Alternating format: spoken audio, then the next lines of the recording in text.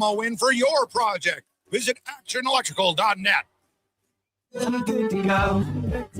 With Mortgages to Go, you'll be good to go. MortgagesToGo.ca says yes when the banks say no. That's why Alberta has trusted Mortgages to Go for over 23 years. If you need cash and have equity in your home, you're approved instantly, guaranteed. Call 1-888-888-5998. That's 1-888-888-5998. With Mortgages to Go, you'll say, I'm good to go. Welcome to the Bro Zone, the ultimate garage setup for checking out the big game. 70-inch TV? Check. Surround sound? Check. Mini fridge fully stocked?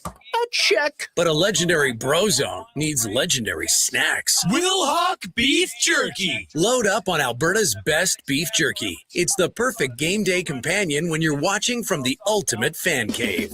Will Hawk Beef Jerky, because you can't have summer fun with salad. Only available in Leduc.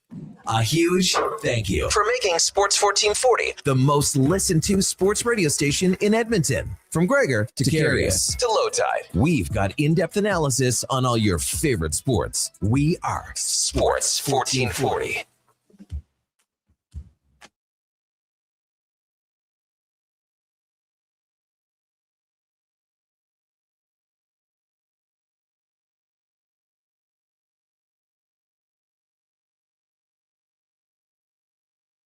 Here's the Lowdown with Lowetide on Sports 1440. Presented by Wolf GMC Buick. We're making it easy. WolfGMCBuick.com.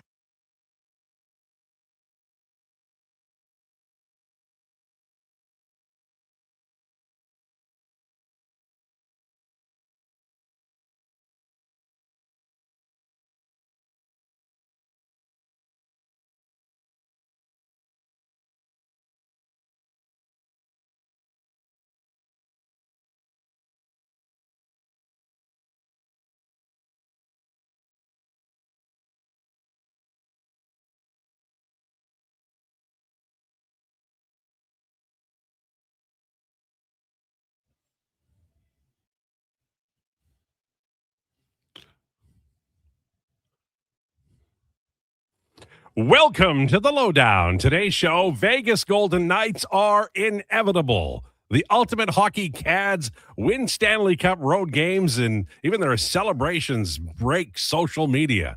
Bunch of jerks is right. Vegas Golden Knights are eating the NHL's lunch on and off the ice. Vegas Golden Knights are the story. You might as well admit it. I know it doesn't make you happy. I know you were cheering for Carolina and Taylor Hall, but it doesn't matter. Great game.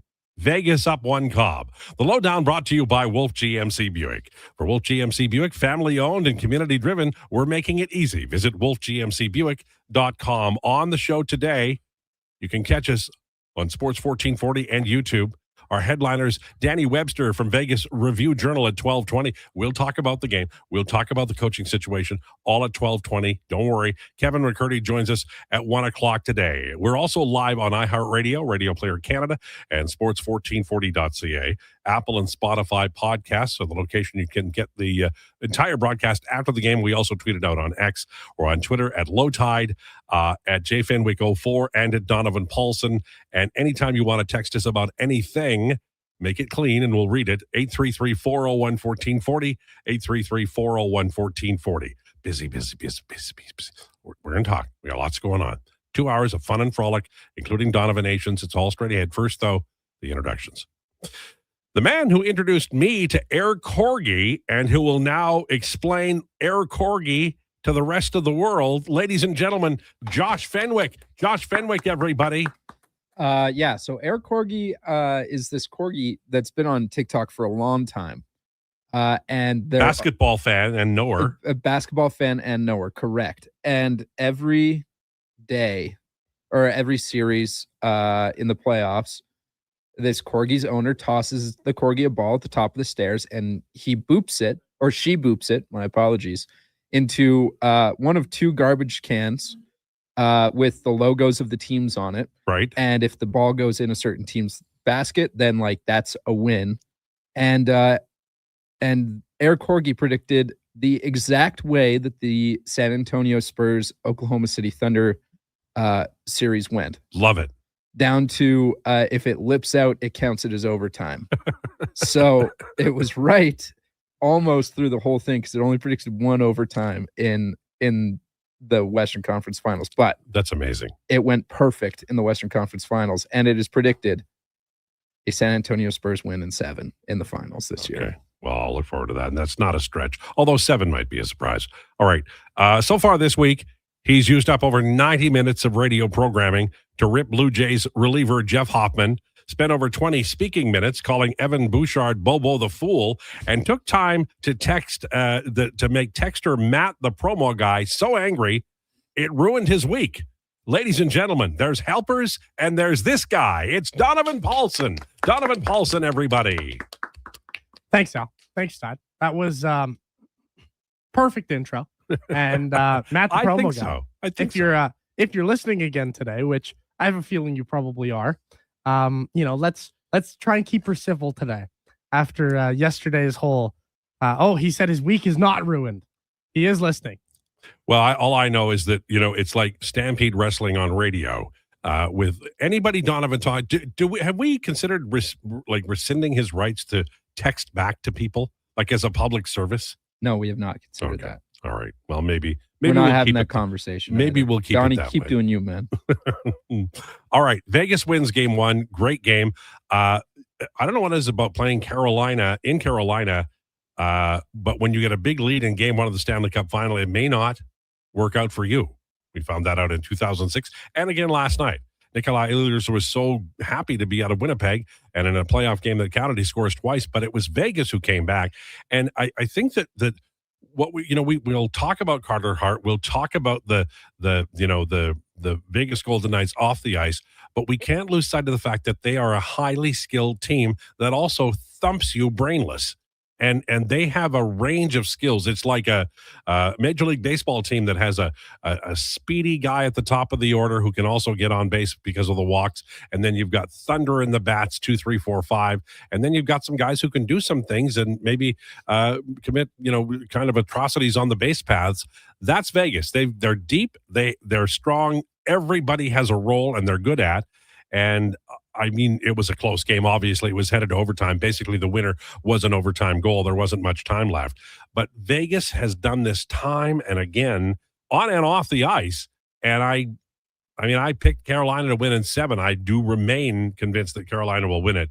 But Vegas is a load. They just are. And they got a big victory. I think it's 74% of the time if you win game 1. In the final, you're going to go on to winning the Stanley Cup. The numbers on that are slightly skewed because I was listening to the intermission, and the stat on that is the home team shoots up to if they win game 1, it shoots up to 76% of the time or whatever. Road team, but if the road team wins 50% of the or 55% of the time, so little less likely. Okay. Yeah, right. They end up winning the Stanley Cup. What were your thoughts on the game? That was good. I mean, so I missed the very first goal. I turned the game on just as the anthems were starting, and I was doing laundry, and I just put a load into the washer when I hear the crowd going crazy and Cuthbert's call. I'm like, already? What just happened? And I turn around and it's only 25 seconds into the game or whatever. And then to get that second goal relatively quick for Ehlers, I was like, oh yeah, dead to rights. This game's over. And then Vegas just ground their way back, particularly in that second where, what was the shot disparity? 11-4? I think it was 11-4. Yeah. 11-4, 11-3, one of the two. In case anyone wanted to hear my point a second time. That's your that's laptop. me. I can come fix that if you'd like. That's me. I'll turn it off. There you go. You can fix what? Your laptop, but never mind. You got it. Okay. There we go.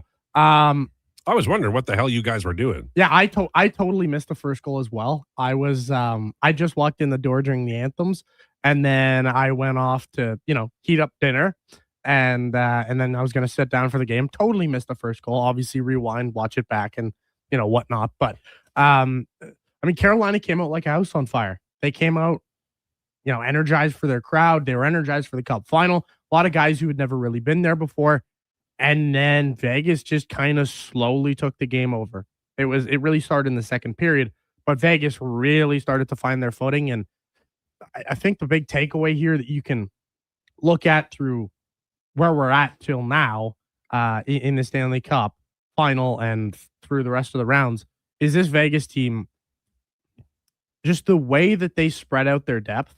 Yeah. It is really what's gotten them this far. Yeah. And they're all good at what they do. The fourth line is good at what the Carolina's got a great fourth line too. Mm-hmm. But the pass on the goal, if you go back and look at the winning goal and look at the pass, man, that is just murder skill. And they have it up and down the lineup. They've done really well. They've marbled the high-end elite players. Oilers don't want to do that. They want Draisaitl and McDavid. You got to load up that top line. Okay. Don't watch your television. Don't look at the analytics. Just keep doing what you're doing because it's worked so well. The other side of Vegas, of course, Gary Bettman spoke yesterday to the NHL fans. One of the things he said was, well, that contract problem for Bruce Cassidy, that's when you get a long-term deal. And I'm laughing. I am laughing because obviously coaches have not been paid historically well. So you're in a position to get a long-term contract from a team. Look, the understanding for 117 years is if a coach gets fired and another team after the season wants to interview them, you allow that. It's a gentleman's agreement. But the NHL doesn't write anything down. There's nothing written in stone. I'm going to tell you. True story. Late in the 1966-67 season, last year of the original six, the Detroit Red Wings wanted to send Peter Mahovlich down. And there was a rule. You couldn't send him down because he was 20 and, he needed to stay on the roster or he was eligible for waivers. They didn't want to lose him on waivers. So they just changed the rule. The NHL said, oh, well, yeah, we just changed the rule. And the NHL's like that. Mark my words. The NHL will change the rule about coaches interviewing, even if they've been fired, but they still have a contract. The moment one of the teams that is a big player in the NHL has the same problem Edmonton has right now. And that's the issue I have with the NHL. The NHL is wildly inconsistent, and they've done it when the Oilers were a powerhouse too. When Glenn Sather was general manager of the team, you would not believe the stuff he did with waivers. That was not allowed. They finally changed the rule, but only after everybody bitched and moaned about it. The NHL never thinks everything through, never writes anything in stone, and that's why we have this. It is ridiculous, and we have to sit and endure it like it's business as usual. The NHL's not serious. They look crummy on this, and they need to change it immediately because if the situation was reversed, if the Edmonton Oilers were withholding the right to talk to a coach and Vegas was on the other end, there'd be more hell than a little bit across the National Hockey League, and it would be solved by 2 p.m. today. And you know what? I do not accept your rejection of my argument because I know I'm right. Any thoughts on that? That was astute. That was a lot of passion. It's BS, boys. It is. It's time for everybody to call it out for what it is. It's like, no, I think we called it out immediately, saying that it's Gary bukkake. has to have the balls to tell Vegas's owner to stop it. And the whole thing about, well, we're going to punish you with a draft pick. We're going to punish the coach. That might be part of the negotiation, but make it public. Embarrass the Vegas owner so he doesn't do this kind of stuff again. But what if the Vegas owner just says, I mean, listen, the excuse is horrible. It's this big, acting like it's this big distraction. Like it's looming over the Vegas Golden Knights' heads like Connor McDavid is going to leave, or like in their case scenario, like Mark Stone is a free agent and he's going to just suddenly leave. That, maybe that would be a fair distraction. But this is a coach you've already fired. So to me, maybe, I don't know. I also just think this is a question of how you want to conduct yourself and how you want to be perceived. Do you want to be perceived as a serious league? Then if you do, then you don't leave a coach hanging in the air. And I know he's made millions of dollars. He still wants to work. He's still of an age where he has the right to go work. This is a silly, silly thing the NHL is doing, and I think that it's okay to call them on it. It is silly, for sure. You're absolutely right. But if you're Vegas, I will say I understand and I respect the making everybody sweat type of angle. Like I feel at this point, everybody kind of assumes that this is going to get lifted here after the cup final at some point. Well, but I think it'll they're go just legal eventually. I think they're just making everybody sweat. No, it'll go legal. Somebody will sue. Well, you know what they say about assumptions, Donnie. They're making an ass out of you and me. But hey, This is a litigious society. I look at it this way, okay? If you're the Vegas Golden Knights, Bruce Cassidy won you your first Stanley Cup as a franchise. Mm-hmm. Are you really going to look at Bruce Cassidy dead in the eyes at the end of this Stanley Cup final? What did they do and to give him Marc-Andre the big Fleury? old middle finger? Well, okay, but Marc-Andre Fleury didn't win them the cup. Marc-Andre Fleury was great for them. When you allow bullies to get away with stuff and don't push back, as Gary is doing now, you just encourage more of it. And that's where we are. Here, look, the NHL's always done this. Take Gary out of it and put Clarence Campbell in, or John Ziegler, and put Sam Pollock or Glenn Sather in. The NHL needs to write stuff down, make rules that everybody has to abide by and that are in contracts before stuff like this happens, because it makes you look little league. I know he doesn't need one, but let me play devil's advocate for a second, okay? And and let me preface this by saying I am absolutely on your guys' side. But end of the day, it's the Vegas owner's money. It's out of his own pocket. Maybe Gary Bettman's like, well, technically I can't tell him how to spend his own money or what to do with it, so maybe it's out of my hands. So why in 117 years of NHL history has this not happened? Because no other team's that petty. Yeah, exactly. They suck. They suck. This is the same team that yesterday shut down Carter Hart's media availability because it started going in the direction of his trial. And they were like, actually, guys, Carter Hart's done for today. Also the same team that took away a reporter's press pass for asking Noah Hannafin what he felt about. Okay, but you're missing the big story. Hart. The NHL has to step in. You can't stop reporters from asking questions. You can't pull credentials. If you do that, there has to be, you can't allow this to happen, or you're not a serious league. Yeah, but Gary Bettman is a bad commissioner. We have gone, like, he is probably the worst one. And I know Manfred's going right now talking about a salary cap, and the players are, no, we don't want to do that. Even last year with Bryce Harper getting in his face in the Phillies locker room. But like, there's that. And then we're talking about whether or not your league is serious or not. Gary Bettman is not good at what he does. This league is not keeping up with the times, and it just doesn't look good. And the idea that, okay, if we just be quiet, maybe they'll let us. To hell with that noise. To hell with that noise. To me, this is just the Vegas Golden Knights exploiting another loophole. That's all it comes down to. But at the end of the day, be mad at the league for allowing the loopholes. And if you're what not I'm cheating, saying you're is not trying. What Exactly. I'm saying is the NHL needs to, like they did on the waiver thing that Sather took advantage of. They did on LTIR. It just took them a few years. Why don't you spend the summer with really smart lawyers and close as many gaps as you can? Because this comes up for the NHL all the time. All the time. Every year there's some blasted understanding that was never a rule, and we end up here. I'm tired of it, and specifically this particular bit of business, and it's a bit of a mess. Okay, on the way at 12:40 today, we're going to do rumors, because straight ahead at 12:20, looking forward to this, we got Danny Webster from Vegas Review-Journal at 12:20. We're going to talk to him about the Vegas Golden Knights, what a story they are. We will talk about the goaltending situation, and we'll talk about the coaching situation. All of that is straight ahead. Kevin McCurdy joins us at 1. What have you got at Donovan Nations at 1:40 today? I don't know yet. I'm thinking of going. It's like Declan never left. I'm thinking of going in another movie direction here this week. I'm thinking of maybe doing a movie franchise inspired type of direction here, but we'll see where it leads me. All right, look forward to that. Okay, it's all straight ahead. Stay tuned. We're going to have a lot of fun today. I promise. I had to get out of the way, but now I'm fine. Lowdown with Lowetide, brought to you by Wolf GMC Buick on Sports 1440 and YouTube. When your project can't afford downtime, call Japa Equipment Rentals. From excavators and wheel loaders to compaction equipment, Japa has the machines you need. Trusted since 1972. Visit JapaEquipment.com or stop our Edmonton or Calgary locations. Say hello to your new favorite drinks. Introducing new McCafe Refreshers. Icy cool, undeniably refreshing, and available in 3 flavors. Strawberry watermelon, mango pineapple, and blackberry passion fruit. Only at McDonald's. It doesn't start on game day. It starts before kickoff, before the first snap. It starts with you locking in your season seats. This is Edmonton Elks football. The only way to experience it is being there for every hit, catch, and touchdown.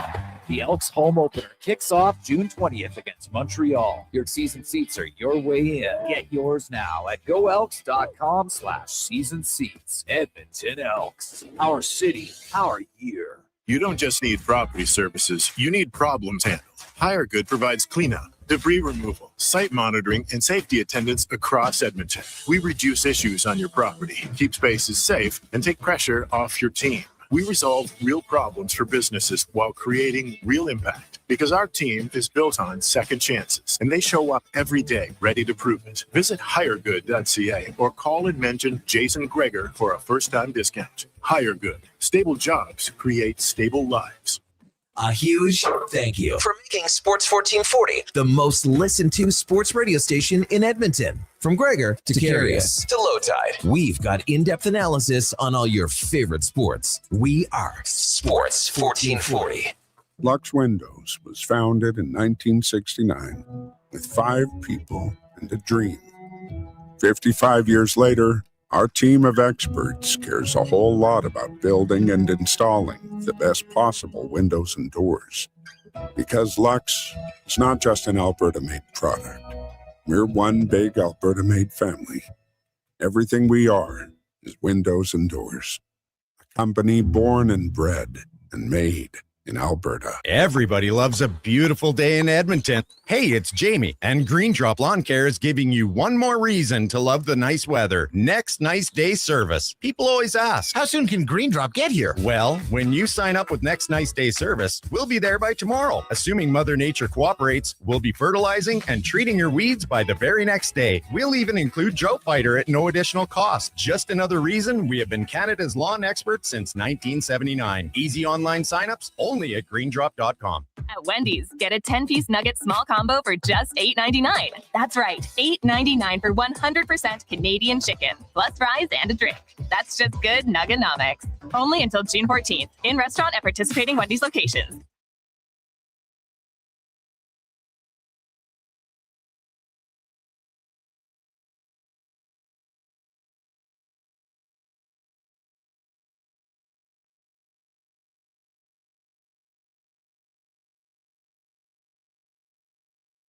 You need the lowdown? It's with Lowetide right now on Sports 1440. Presented by Wolf GMC Buick. We're making it easy. WolfGMCBuick.com.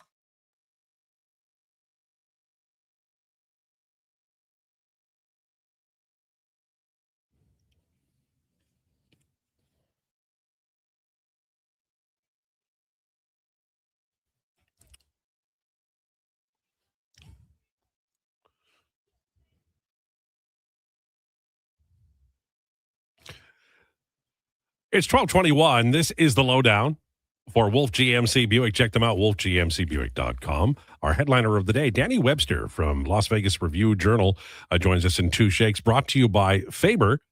Debt holding you back? Let Faber's licensed insolvency trustees help you tackle your debt. Book your free consultation at faber.ca or call 1-877-944-1177. We are now joined by Danny Webster. How are you, sir? I'm doing well. How are we doing? Very, very well. I think we got the Vegas experience last night where they play a rugged game. They are absolutely brilliant at the forecheck. They can also make the opposition defensemen go to areas that are not good chasing the puck. But I'm always amazed by, and I was again last night, and I'll use Colton Sisson's pass on the winning goal. This is a team that can pass the puck and take the pass at the very basic end of the roster here. This team knows how to play hockey, and that's taking and making a pass. One of the things they do very well. Yeah, and I think when you look at really the totality of this team since John Tortorella came aboard here, I think it's been just going back to playing a simple game, right? Like, they know the talent that they have. They know that the roster they have is a talented one. And sometimes at the end of the day, you just need to have a more direct approach, play hockey, make the right pass, make the right read. and good things are going to follow. And obviously that didn't happen in the first half of the game, when they got behind 2-0, and suddenly it's turnovers that are leading to the other way. And Nick Ehlers is one goal away from a hat trick. And suddenly it's all of a sudden, well, what in the world are they going to do to rectify this? And to be honest, they got back to doing things right. They, you look at that first goal, Shea Theodore lets it go from the point, and Keegan Kolesar is right there for a screen. In the second period, you win a couple of board battles, you make the right read, Ivan Barbashev scores, William Karlsson scores, and suddenly you've gotten control of the game. So for a team and for a coach in John Tortorella that has not really, fully relied on X's and O's so far, sometimes it's just a matter of getting them to understand what the simplicity of it is. And they found a way once again, now sitting 3 wins away from another cup. They're also getting, the two things that happened, I think, to Vegas were the dead cat bounce of you replace the coach. It happens. It just does. In the NHL history, the Devils, Lamoriello used to do it every few years and win a Stanley Cup. But also Carter Hart coming in. He made some huge stops last night. And, you're in enemy territory. There's a lot of Carter Hart talk in this Stanley Cup final. And he played brilliantly. He made some big stops. And one of the problems Vegas had all year until the very last, say, 10 games of the year was in net. And that's also a part of the story this year in the Stanley Cup playoffs. Yeah, absolutely. I mean, when you look at really the entirety of the season, the Golden Knights did not get saves when they needed to. And you can make the argument that if they made, a save here and there, and maybe in December and January, and they had a few more points, maybe we're not having this conversation that seems so dire. But Carter Hart's been fantastic. There's no denying it. The fact that since John Tortorella has come aboard, he has that familiarity with him in Philadelphia, and he's just trusted him. And I don't think it has anything to do with an indictment on Adin Hill. I think it's just a matter of he knows what he gets in the guy that he coached in Philadelphia, and he has now entrusted him to go on this deep playoff run. And he's made big saves throughout each round of the playoffs. I mean, you even go back to Colorado, he makes a few big saves that could have turned the tide of any of those games. And then last night, like you mentioned, he fall behind 2-0. He kind of got put behind the 8 ball a little bit. Didn't make a couple of saves that he should have, but he still made the stops at the end that really mattered the most, including that one on Jarvis at the end. So he's definitely been playing very well. He's definitely one of the reasons why the Golden Knights are where they are right now. And, for a team that was always reliant on structure and defense and goaltending, they're getting it at the right time. In conversation with Danny Webster from Las Vegas Review-Journal on Sports 1440 and the Lowdown with Lowetide at 12:27. The Vegas Golden Knights are also at the front and center of I'll call it a controversy. It certainly is here in Edmonton. Gary Bettman and the NHL staff talked about it yesterday, and I came away from both Bettman and Daly thinking to myself, you could see it either way. That maybe NHL teams will get a chance to talk to Bruce Cassidy, and maybe they won't. And it's kind of up in the air. And I wonder, I've watched NHL hockey a long time, and I wonder if the Golden Knights, from the point of view of reputation within the industry, could hold out for the entire year, or do you think at some point in time they'll just have to say, it's after the Stanley Cup, or it's mid-August, or it's opening night 2026-27. Where do you see this possibly going? Have there been any indications from the management that this is something that they'll address after the Stanley Cup final? Yeah, it's such a good question. I wish I had the answer. I don't think any of us have any indication of what that looks like right now. I mean, like you said, you could look at it from both ways, right? Like, the Golden Knights are contractually, within their right to withhold teams from Bruce Cassidy interviewing with other teams for their job openings. At the same time, Bruce Cassidy just turned 61 years old. He's probably got a lot of years left under his belt. I don't see him leaving the coaching game anytime soon. But by the same token, there are jobs that are available. And if he wants to get back into the fold, it's something that, needs to be done.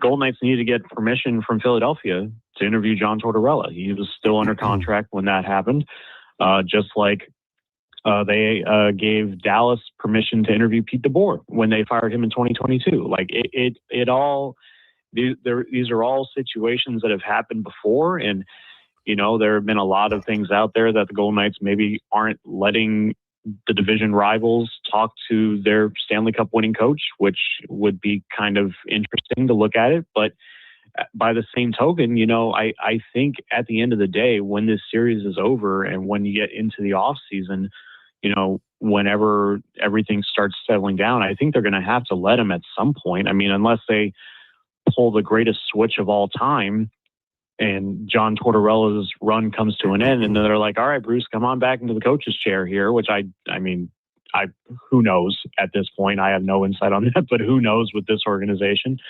I feel at some point it's going to get done, and he's going to interview for a job, and he's going to, have his picking of where he wants to go next with whatever's available.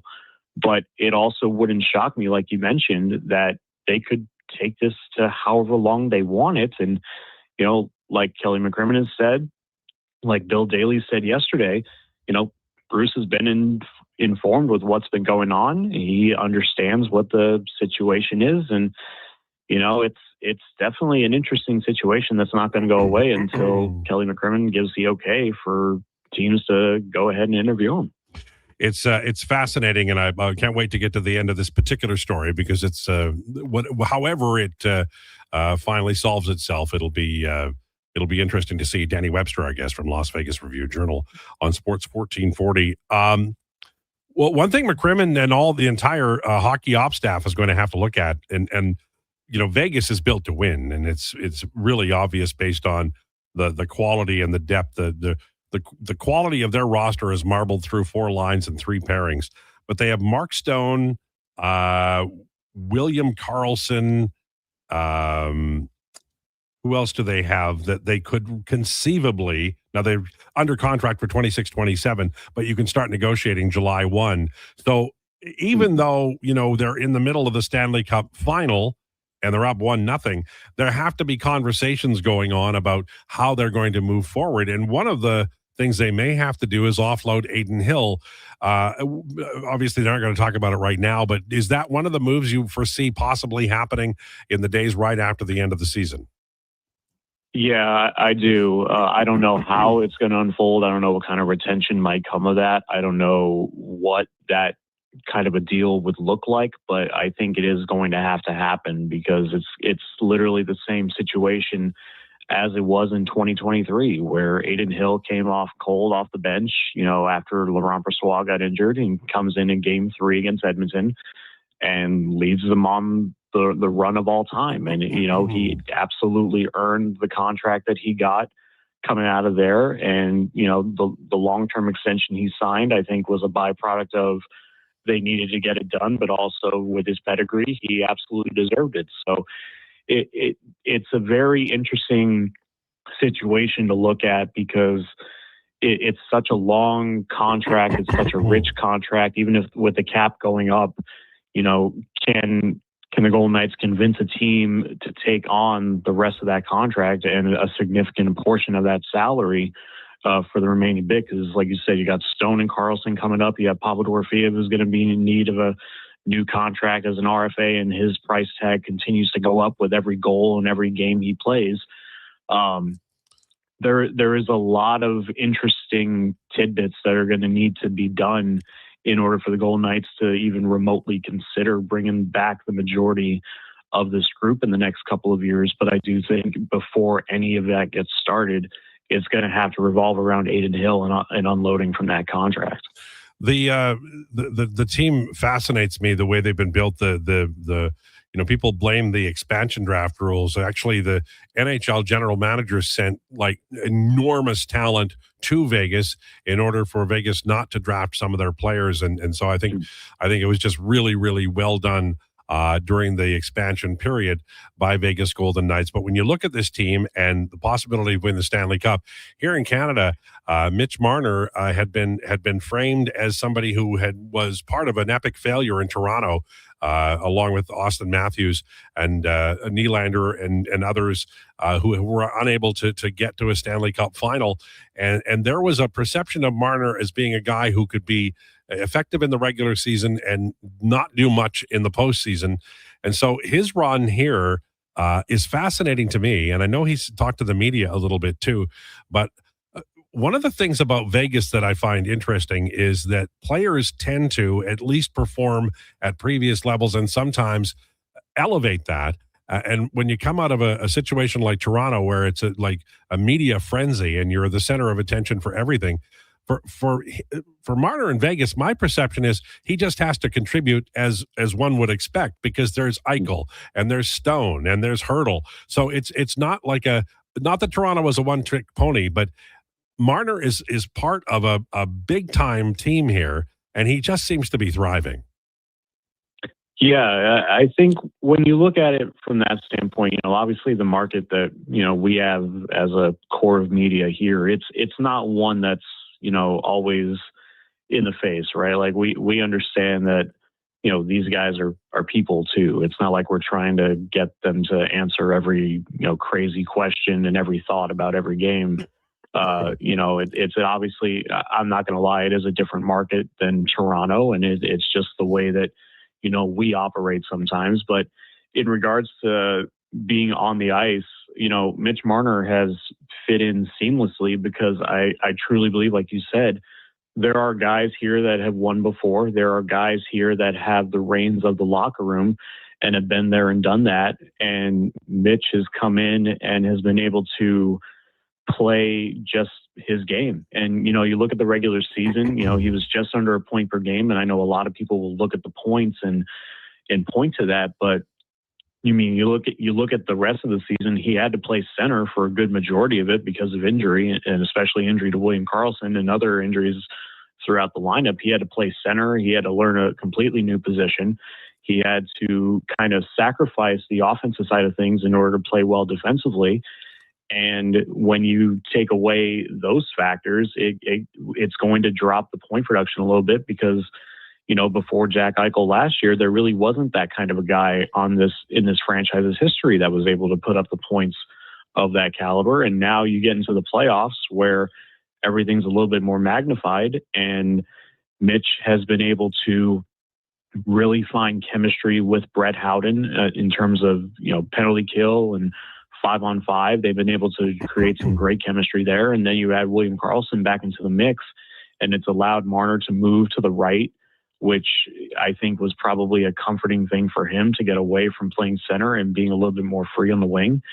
And the fact that he hasn't been asked to be that dynamic superstar player, because you've got the likes of Eichel and Stone that have been there and done that and can get the job done.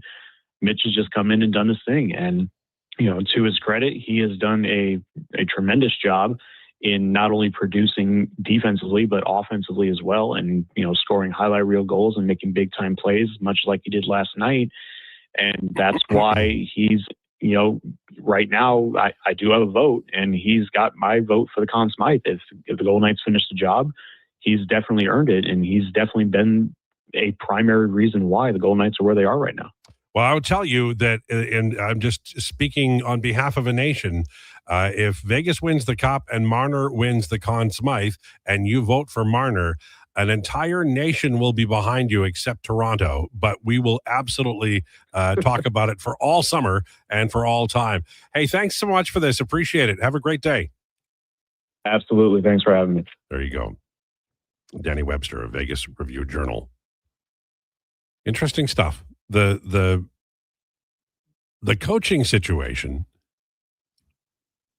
is a year away from being resolved for sure, because once he's no longer on contract, Gary even said you can go do what you want.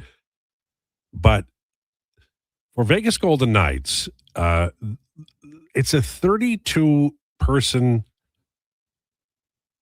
club I think you just have to watch what you do in this situation because the odds of it coming back and biting you are pretty high. At some point, you're going to want to talk to somebody. At some point, you're going to want to make a deal where you've got to slide somebody. It's only 32 teams. And maybe nobody in Vegas ownership management cares. But these things have a tendency to come back, long memories in the National Hockey League. And some of those guys have been around forever. I mean, I don't know how many years the Bruins have been owned by the same team, but it's a long time. And I mean, Vegas, I didn't pick them to win the Stanley Cup, but nobody would be surprised. The way they do business and the way they construct a team, it works. We saw it last night. Hopefully the Edmonton Oilers were watching all the skill that was marbled through the roster. And if Vegas had Connor McDavid and Leon Draisaitl, and maybe 4 years from now they will, I guarantee they won't be playing them on the same line. So there are lessons to learn from Vegas Golden Knights if you're another team in the National Hockey League. Okay, Kevin McCurdy will join us at 1 o'clock. We have Donovan Nations at 1:40 today. Up next, though, rumors. Lots to talk about. We'll talk a little NBA, some MLB, and, of course, the Oilers and the Stanley Cup Final. This is the Lowdown with Lowetide, brought to you by Wolf GMC Buick on Sports 1440 and YouTube. 60 years ago, we started selling trucks as Western GMC Buick. Today, we are Wolf GMC Buick. We're still located on the corner of 184th Street and Stony Plain Road with the same ownership for over 2 decades. Our customers have trusted our family-owned, community-driven business. And for that, we are thankful. If you're looking for a truck or SUV, pop in and one of our seasoned professionals will get you a great deal, hassle-free. Come trust our team at Wolf GMC Buick. Wolf GMC Buick. We're making it easy. I'm good to go. With Mortgages to Go, you'll be good to go. Mortgagestogo.ca says yes when the banks say no. That's why Alberta has trusted Mortgages to Go for over 23 years. If you need cash and have equity in your home, you're approved instantly, guaranteed. Call 1-888-888-5998. That's 1-888-888-5998. With Mortgages to Go, you'll say, I'm good to go. The Brick is thrilled to introduce the new exclusive Shaquille O'Neal home lineup of furniture. Each piece features premium Shaqopedic memory foam for exceptional comfort, made to be lived in and loved for years. Each piece is built on a strong hardwood frame, offering sturdy comfort day after day. Head to any Brick location and snap a photo with Shaquille O'Neal. A life-size Shaq is waiting in store. Scan the QR code and upload your pic for a chance to win one of 4 Shaquille O'Neal home pieces exclusively at The Brick, saving you more. A huge thank you for making Sports 1440 the most listened to sports radio station in Edmonton. From Gregor to Carius to Lowetide, we've got in-depth analysis on all your favorite sports. We are Sports 1440. Get ready for a night of rock with the Gene Simmons Band. Monday, November 30th at Silent Ice Center in Nisku. The Gene Simmons Band, performing your favorite classic hits. Monday, November 30th at Silent Ice Center in Nisku.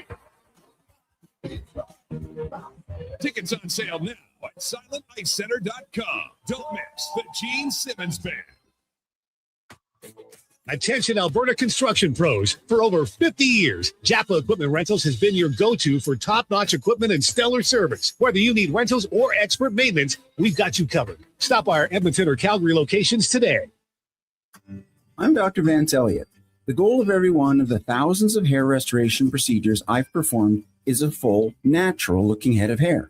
I work directly with my patients for the consultation, the procedure, and the follow-up, so we can achieve the best results possible.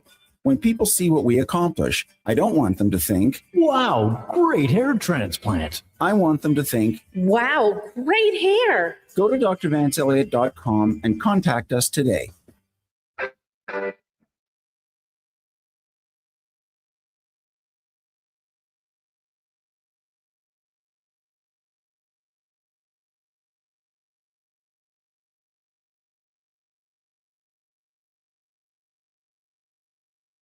breaking down the fine art of sports, one rep at a time. The Lowdown with Lowetide. Thanks for checking out Sports 1440. Presented by Wolf GMC Buick. We're making it easy. WolfGMCBuick.com.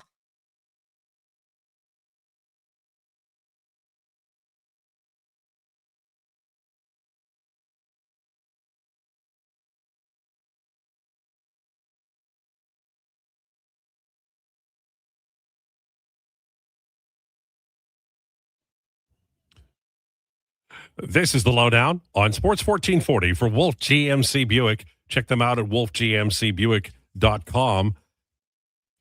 Time for rumors. Brought to you by Harley Davidson of Edmonton.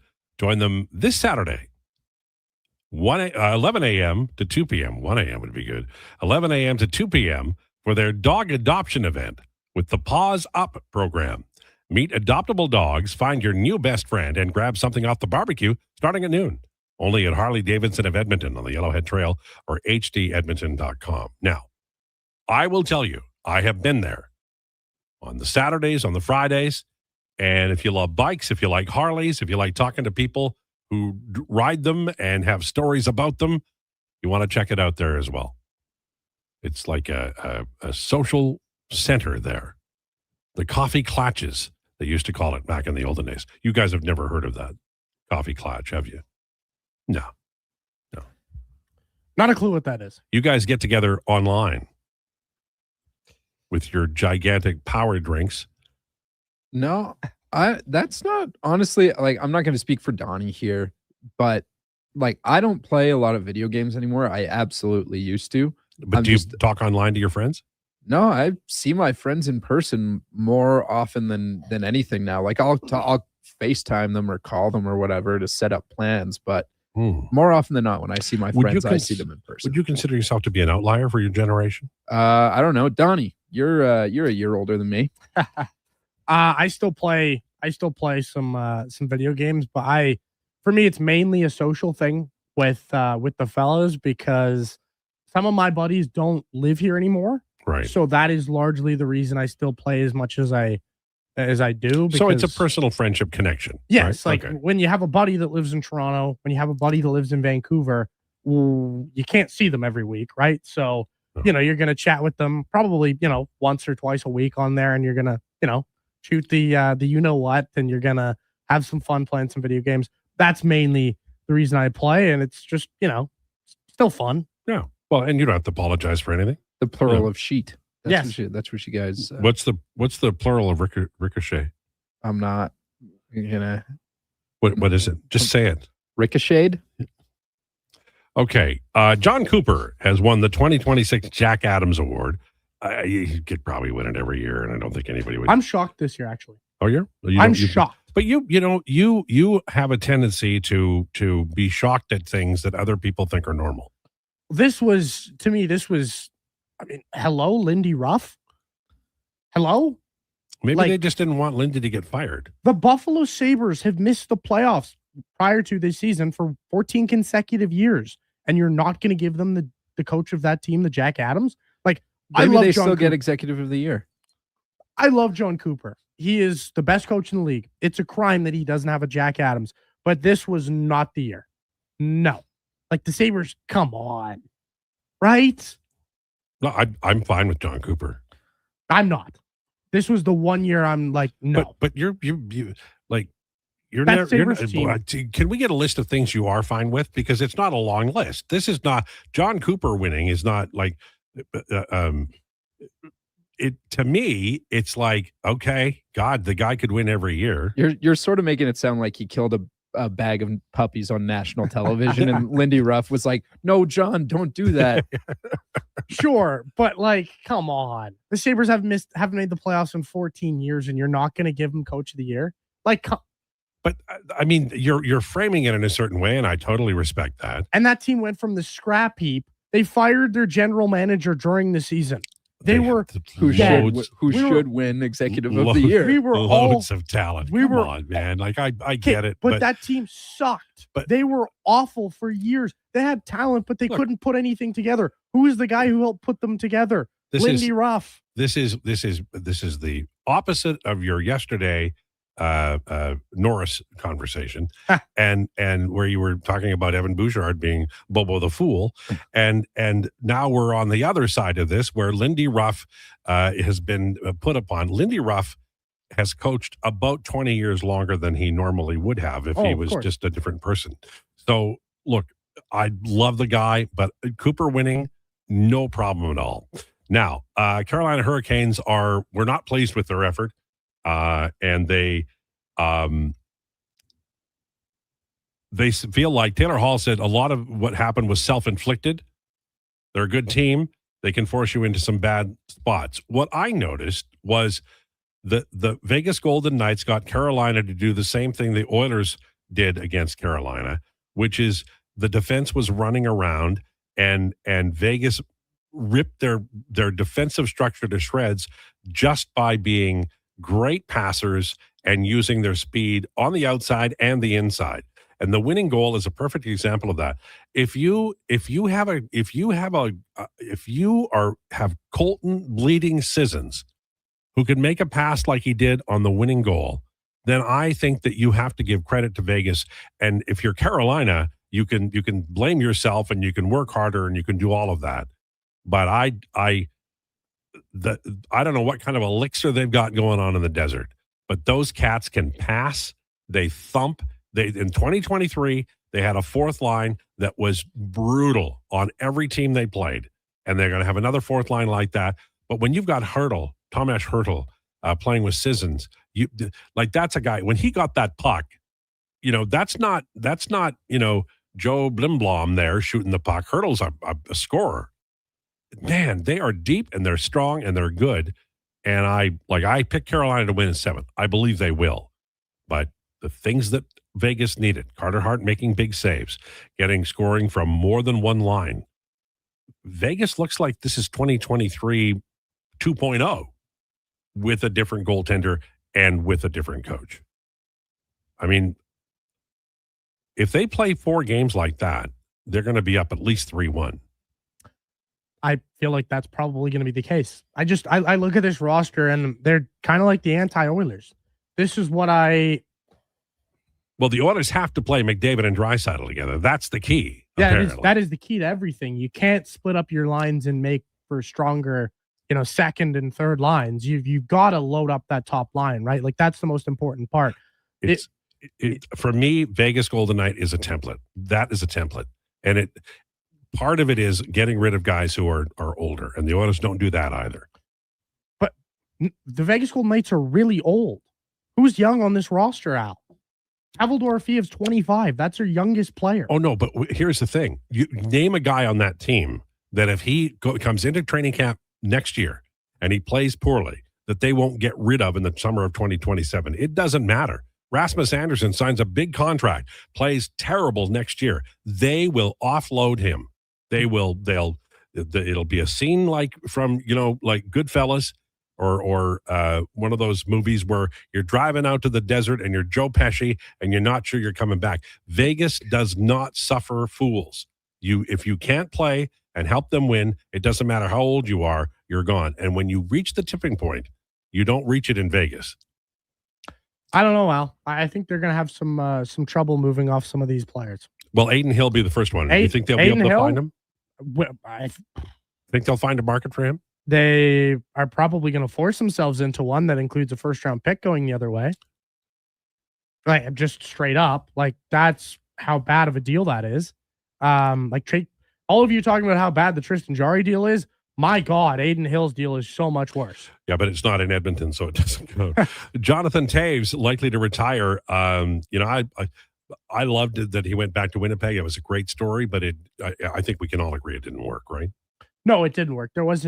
That's what happens though. Like after you're coming back from, was it 3 years off? I think for Toews. Yeah, it's hard to come back, right? You've seen it across sports. Gabriel Landeskog's the outlier here, where you come back, you look like a still NHL player. Toews was already old, and he came back and he gave it a shot. I respect him for it, but man, like he's kind of put the Winnipeg Jets in a world of hurt because a lot of that contract was bonus overages too, right? So no, they're gonna have some bonuses on their books next year. And Toews, I mean, actually, I guess maybe not because I forgot how much money they traded away at the deadline. But for Taves, yeah, like it's a hell of a career. I know that he wanted to come back and play last year for the Jets, but man, it was ugly. I don't like when players do that. Well, come back and kind of have an awful season after the assumed retirement. It's just I don't want to say tarnishes legacy because it doesn't, but it just makes you look back on that last year kind of disappointed. In Toronto, the Maple Leafs are looking at Peter Laviolette, Patrick Roy, and last I heard, Jay Woodcroft was also involved in the conversations there. John Chayka, the new general manager. We'll see how it goes. I'm not, I know people love Patrick Roy. Do you think he would work in Toronto? It's a volatile coach in a volatile market. Why not? Honestly, I don't know if I could give you a solid reason for anybody to work in Toronto. That's a good point. We've been soured by Lansky. Lansky always tells us how, Toronto Maple Leafs don't know what they're doing, Well, I mean, if the three blind mice can look at Toronto and go, oh, man, there's something wrong there. So, I just like it. Okay, we got to get to this. Cluster. We can't wait any longer. NBA Game 1 final. Oh, yeah, in San Antone. The Knicks they're underdogs by how much? What's the line on this thing? That's a great question. So obviously this is a rematch of the 1999 finals. The Spurs won in 5. Tim Duncan. Were either of you born in 99? Okay. Tim Duncan sat for 11 total minutes in that series. He was amazing. Tim Duncan was amazing. Yeah. Unbelievable player. Should get quiet more respect. Superstar. Yeah, absolutely. So the line on tonight's game, the Spurs are favored by 190. I believe that's the biggest. That's a lot. Yeah. Yeah. Spurs are, yeah. To win series, the Spurs are favored by 190. So, yeah. So explain 190. How do we approach that? I can't say like they're heavy favorites. They're the team with home court. So they're basically in the home court advantage money because they're two separately built teams. The Spurs are lots of high draft picks. They're young. Meanwhile, the Knicks were built by free agency and trades. And the Knicks don't really have listen, we can talk about Jalen Brunson being the guy, but the levels of guy is like Wemby is actually he is a superstar in the NBA. Jalen Brunson he's not a superstar. Superstar gets thrown around too often. He's a all NBA caliber point guard. Top 15 player? Sure. Okay. I think that's probably the highest you can go. He doesn't crack the top 10. Okay. I personally think the Spurs are going to win this because you don't know what you don't know. I think Wemby had the quote, I think the lack of experience for us is a bonus because we don't know what's impossible. People are mad at you about Brunson and what you said. Well, cry me a river. Robbie's mad. You made Robbie mad. Robbie, cry me a river. He accidentally called you Donovan. That's how mad he is.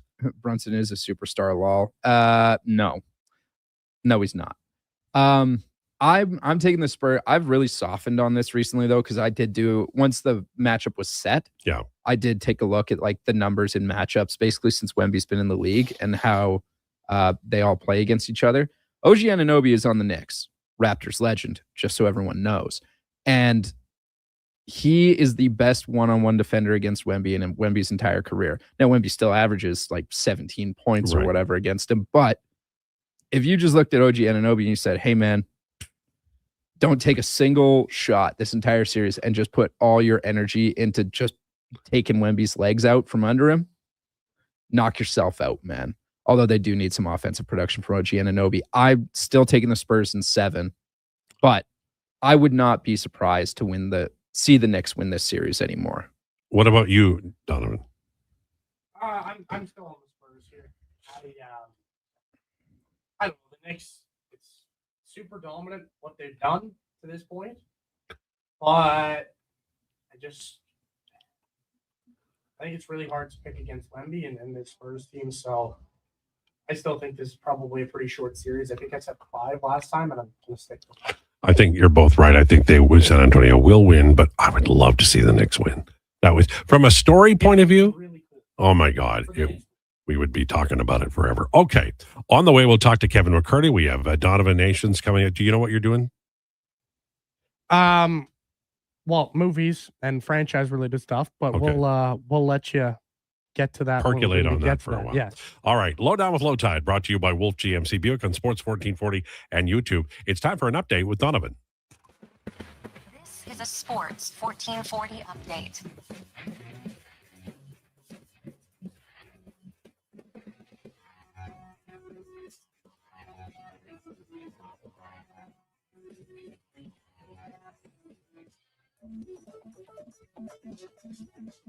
This Sports 1440 update brought to you by Elks Nation. For the best Elks coverage year-round with podcasts and articles, go to elksnation.ca. Player interviews, game analysis, and more. The best green and gold coverage online, elksnation.ca. NBA Finals Game 1 getting underway from San Antonio. The Spurs hosting the Knicks tonight. John Cooper has won his first career Jack Adams Trophy as the NHL's Coach of the Year. The Jays are in Atlanta to battle the Braves. Patrick Corbin starting for Toronto. First pitch getting underway at 5:15. Other games underway in the majors. The Tigers up 6-2 on the Rays. The White Sox, they're blanking the Twins 4-0. Marlins and Nats all square at ones. The Phillies hosting the Padres. The Red Sox clash with the Orioles. And some other news around the sporting world. Caleb Williams has been announced as the Madden 27 cover athlete. Canadian Felix Auger-Aliassime has been bounced in the quarterfinals. And then some rare F1 news for us. Charles Leclerc has signed a multi-year deal to stay with Ferrari. Coming up, we've got Kevin McCurdy right after the break. I'm Donovan Paulson. That is your Sports 1440 update. Sports 1440, Stingray radio station. CKJR broadcasts from West Edmonton Mall and Wetaskiwin. Download the free Stingray music app and listen wherever you go. Who's that working on the underground utilities over there? All-Star Construction, that's who. What about the street lighting? Yep, All-Star Construction. And the directional drilling, hydrovacking, neighborhood renewal, and telecommunication work? Yep. Since 2009, All-Star Construction has been doing all that and more, shaping and building Edmonton communities for land developers all around Edmonton. That's what All-Star Construction is all about. When thirst strikes and your energy begins to fade, one hero rises above the rest. Introducing the Superpower Smoothie from Booster Juice. A bright sun-charged burst of mangoes, bananas, and blue spirulina. An out-of-this-world smoothie, just in time for the new Supergirl movie. Discover your power and channel your inner superhero. Fly into your local Booster Juice and experience it for yourself today. And see Supergirl. Only in theaters June 26th. Do you have neck or back pain? Ever go for treatment hoping for a simple fix only to realize your stubborn spine is basically a science project with attitude? Hey, we get it. And honestly, we're a little sorry because great rehab does take proper experimenting. But at Leading Edge Physiotherapy, we don't just toss exercises into the beaker and hope it doesn't explode. We start with the right diagnosis, then mix hands-on care, precise manual therapy, and evidence-based technology. The formula your body actually needs. Science and skill with gratitude, not attitude. LeadingEdgePhysio.com. 60 years ago, we started selling trucks as Western GMC Buick. Today, we are Wolf GMC Buick. We're still located on the corner of 184th Street and Stony Plain Road with the same ownership for over 2 decades. Our customers have trusted our family-owned, community-driven business. And for that, we are thankful. If you're looking for a truck or SUV, pop in and one of our seasoned professionals will get you a great deal, hassle-free. Come trust our team at Wolf GMC Buick. Wolf GMC Buick. We're making it easy. Expand your brand with Fusion Promo Marketing. Fusion is your trusted partner for all things branded merch and apparel. Thousands of products perfect for businesses, sports teams, and corporate events. Fusion with a Z. Promomarketing.ca. Whether you're a craft beer connoisseur or more of a wine aficionado, there's always something new to discover at Sherbrooke Liquor, a unique, family-owned, independent liquor store. The selection? Incredible. The non-alcohol section is also very impressive. Sherbrooke Liquor, expert, knowledgeable staff with a passion for unique finds. More than just a liquor store, we're a community. Alberta's best, the one and only Sherbrooke Liquor. wine, spirits, and oodles of beer. Visit SherbrookeLiquor.com. Are new McCafe crafted sodas just drinks or something more? Like Sprite Berry Bliss, Creamy Strawberry Coke, and Orange Dream. All swirled with fizzy flavor and topped with silky cold foam. Only at McDonald's. At participating McDonald's restaurants in Canada.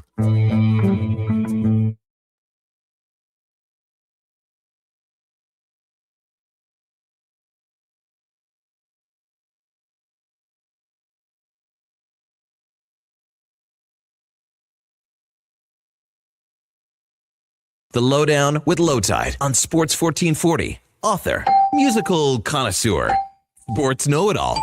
Yes, a man for all seasons. Presented by Wolf GMC Buick. We're making it easy. WolfGMCBuick.com.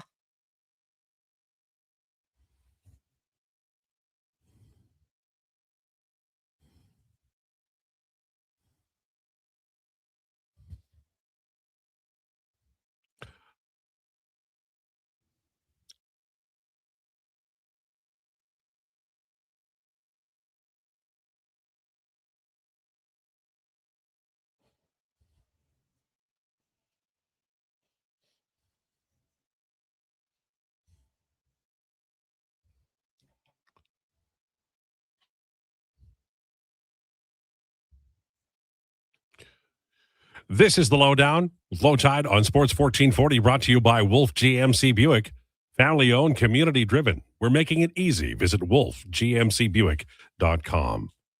Joined now by Kevin McCurdy. Well, Kevin, another week, and Vegas still hasn't given anybody an opportunity to talk to Bruce Cassidy.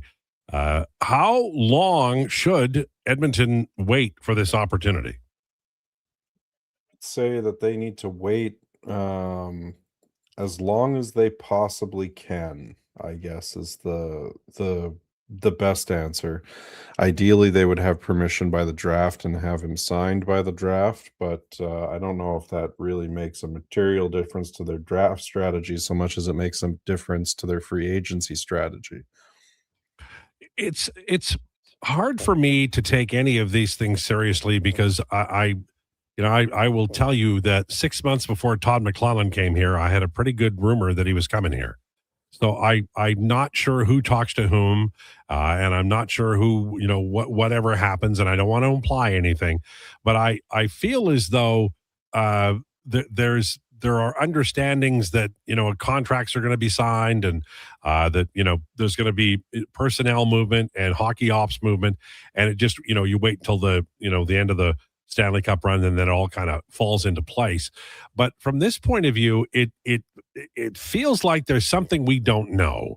And so I'm going to ask you this just because if it ever becomes material, I want it on record. Is there any possibility that Vegas would attempt to retain Cassidy after the Stanley Cup final as Tortorella rides off into the sunset with his Stanley Cup ring? I think that that's probably unlikely. Why would you bring in a guy in to only coach for 3 months that from all accounts, the team had checked out on? I don't see a path back. Like, go have a vacation and come back after we win a Stanley Cup ring. I mean, dude's been relieved of his duties, and generally, there's no coming back from that unless you got dirt on somebody. Can we agree that because of the hubbub over this, that at some point in time, say in August, Gary will quietly say that language will be inserted into all coaching contracts, beginning now, of course, beginning in August of 2026, where this kind of thing has a clear outcome, and we no longer have to rely on the goodwill of humankind? Yeah, I think that you would see some kind of language clarification going forward. I mean, this is pretty unprecedented. It's pretty clear that Vegas is doing it just to screw with the Oilers and anybody else in the division. But by that same standard, they haven't granted Toronto permission either. One would have to guess that once a guy is fired, there needs to be some method for him to seek additional employment. I know he's making a significant amount of money, considerably more than us average plebs do out in professional industry. But that said, dude should have the right to to seek employment, and if he's successful in gaining employment, able to terminate his existing contract, and that's the trade-off, is they get out of jail on the $4.5 million in exchange for his freedom. So let's turn our attention to the Edmonton Oilers. We're well into the off season now, and the RFAs. I think we can go down the list and pretty much name the guys who are going to be coming back. I think they will definitely have interest in Connor Murphy. I don't know that they could afford Dickinson. Kasperi Kapanen seems like a reasonable bet to come back. I think Colton Dock will be here. There are some question marks, intriguing players that may or may not return. But when you look at this team on paper and the ones that are signed or could be signed before full July 1 free agency, as a percentage, how much of last year's team do you think will return? A good chunk of it. The thing is that for last season, emotional a fan base as we can be, this team was never healthy, really, like fully healthy at any point last season. They played maybe 4 games together with a full roster. That's a really tough spot to judge the overall capability of your team from. And, the defensive core in particular had some significant injuries, right? Wallman wasn't right basically the whole season. Emberson was in and out of the lineup. Hyman was in and out of the lineup. Like, there's big pieces here. I have to wonder if the Oilers will continue with Stastny. I think he's an RFA. But I saw a projection at 2 by 2.2 million today, and I don't know if that's something that I would want to entertain. Given that he's an RFA, I would probably want to put the squeeze on that a little bit more. But we have history with that too, so that may backfire dramatically. I just think he's less likely to get offer sheeted than somebody like Philip Broberg, for example. Don't you think, like, if Stastny had even just a little more puck moving ability, he'd be a pretty good player? Like, I think he can defend pretty well. Yeah, and I think that if you are able to open up a position so that he can play his natural side and Emerson can play his natural side, that's actually 2 things. Number 1, it's a pretty good penalty killing combination. And number 2, those 2 together at evens wasn't horrendous. But we're in a situation where you have 20 coming up on this upcoming season. You have $20.25 million of salary tied up in your left-hand defenseman. So you either need to play someone on their offside, or frankly, you need to find a way to free up some of that salary, because I think that that's an overpay in terms of distribution on the left-hand side of your defensive core. As we sit here today, Kevin McCurdy, where are you on Darnell Nurse? If you had to bet, do you think he'd be in a new NHL city by fall? I'm closer to 50-50 than I have been before. I think that a change of scenery might not be the worst thing for both him and this fan base. I think people will be a little bit surprised that they end up wishing for the Darnell Nurse archetype a bit more quickly than they think they might. That being said, his contract has been a boondoggle since the moment it was signed, and he's been at times, more often than not, unable to carry his own defensive pairing, which is sort of a requirement of being paid that much money. That said, he plays 82 games like clockwork. He is arguably one of the best skating defensemen, at least in terms of pure power and ability in the league. He might not be as dynamic as somebody like, a Quinn Hughes, in terms of like walking the line or whatnot. But in terms of north-south, I would argue there's not that many defensemen out there that can skate as well as he does. I would say it's 50-50. It really depends on if they can find a trade that makes sense. I don't think it's going to cost the assets that everybody seems to think it's going to cost to get rid of him. That really just depends on how badly they need his salary cap space more than any other factor. I think that the problem, here's the problem I have. I think Matthias Ekholm was a great acquisition. And I think Yep. he's still playing at a tremendous level. But now there's, as is the case with Zach Hyman, they're great players, but they don't play 82 games. So you've got to be careful with that. So ordinarily, I'd say, well, trade Nurse and put Jake Wallman in there. But Wallman is also injury prone, and quite frankly, when he comes back from injury, it takes him a little while to get his wheels, based on what I've seen. So I think the idea of Darnell Nurse being traded, has merit because it is a high salary, but I think you're going to get a high salary back. And so let's say they trade Darnell Nurse for Morgan Riley. They save a couple of $1 million, and they've got more, I would say more oomph offensively, and Morgan Riley can still skate, as can Darnell Nurse. So, maybe that's a deal that you do make, but in doing so, I think you have to bet that Riley will play out his contract currently at a higher level than Nurse. And honestly, Kevin, I don't know if that's true. I don't know if that's true either. There's a couple of things that if you dig into the Riley contract and you look at the buyout numbers, his buyout is less than half that of Darnell Nurse's.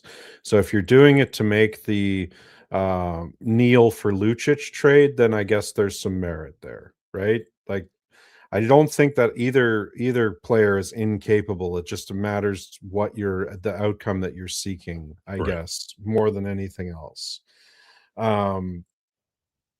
Riley, last I checked, in the regular season, by defensive even strength WAR, was the worst defenseman in the league by a considerable margin. Now, that could be a Toronto problem, and that's not beyond the realm of possibility with how that team played last season. But to me, that's a little bit of a caution and warning. I would also want to look at his playing history in terms of how many games a season he played, because as you already said, Ekholm and particularly Wallman are made of glass. Yeah. You have two defensemen that play 82 games a year reliably like clockwork. One of them is Evan Bouchard. The other is Darnell Nurse. So I would be really leery to move on from him for that single factor alone, without a clear plan on how you're going to mitigate lost games in your defensive core. When we look at the Vegas Golden Knights in their game last night and how they marble great talents throughout the roster, and then we kind of marry that idea to the Oilers, who, as recently as the exit interviews, we're talking about playing McDavid and Draisaitl together.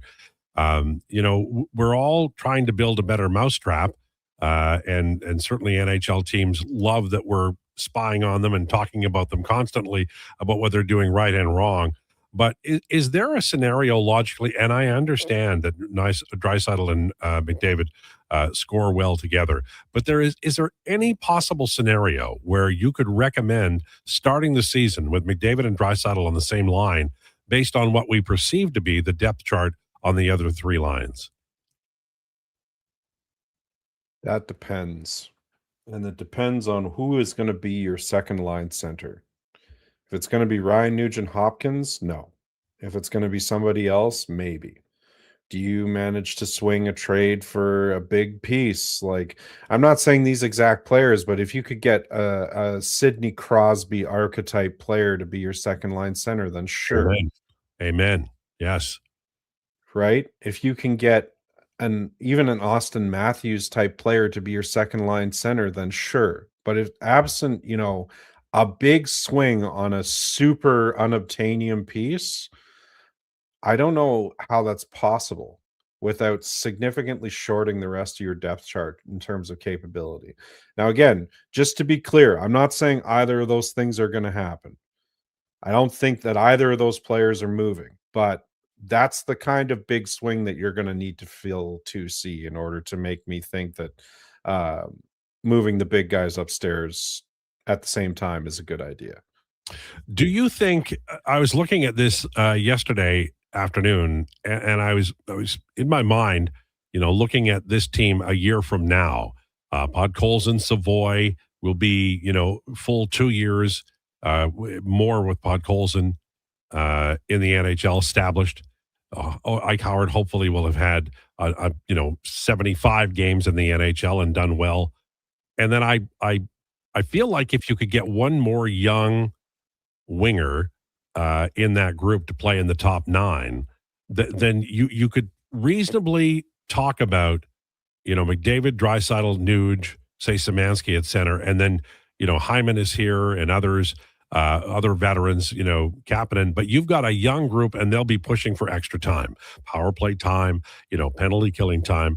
And I feel like that's the right template. So if they need to add a young winger to the group that includes Savoy, Podkolzin, and Howard a year from now, is that player on the roster, or are they going to have to go shopping for a young player who can maybe slide into, as an example, the second line right wing job? I am not convinced that anybody is in the system that's going to be able to take up at least a top 6 role in the next 2 years outside of Ike Howard. I think they're going to have to go shopping for that. I think it's going to cost them mega bucks, and I think the faster they can figure something out on that front, whether they offer sheet somebody from another team, you look at Dallas and they're going to be nothing short of cap screwed this coming season. Jason Robertson's looking at 14 million as his ask, and Dallas is only wanting to go 12 million. Where have we heard this story before? Number 96. What do you go and try and offer sheet a Maverick Bork type of player? Do you go and try and offer sheet somebody else on another team? Like, it's pretty clear that the teams in general don't really want to deal with us right now, and particularly in good faith. So it might take getting a bit sleazy in order to get what we need to make a good run of it. Yeah. And Buffalo threatened the Oilers over Dustin Penner, but nothing ever came of it. So, they're just words, right? And yeah. I think the Oilers owe the league one after what happened with Broberg. And I actually wrote about Maverick Bork and the Dallas Stars in The Athletic today about that very idea about adding in a player. And for me, like, I think the thing that people are missing is the Oilers are actually really pretty strong at center if they use it right. And if you got a Maverick Bork, your need to use one of the centers at wing would be lessened. I understand the idea of having so many centers, you have to move somebody to wing. But if centers cost as much as they do, and they do, then why don't you use what God gave you and run them up the gut? Yeah, I tend to agree. Again, I don't think Nuge is a second line center, especially not in 2026. I love Nugent Hopkins to death. There's a lot of good things that he does in his game. The biggest things that this team needs to do is they need to figure out what they lost in playing a 200-foot game in 2024-25, because they were defensively significantly better than they were this past season. They were tight and with it, and this past season it was not at any point tight and with it, at least not consistently. So they either need to figure it out with the current roster, or they need to start switching out roster pieces until the memo gets through. And part of that's coaching, part of that's management, part of that's accountability on the players. And all three of those things need to come back together in a significant hurry. Well, I thank you for this. Hopefully we'll have something new to talk about next Wednesday. That'd be nice, right? Yeah, sure would. Although I can't say I'm complaining about their additions of, Parcati and Co. for the AGM spots. Very nice. That was a hell of a get, right?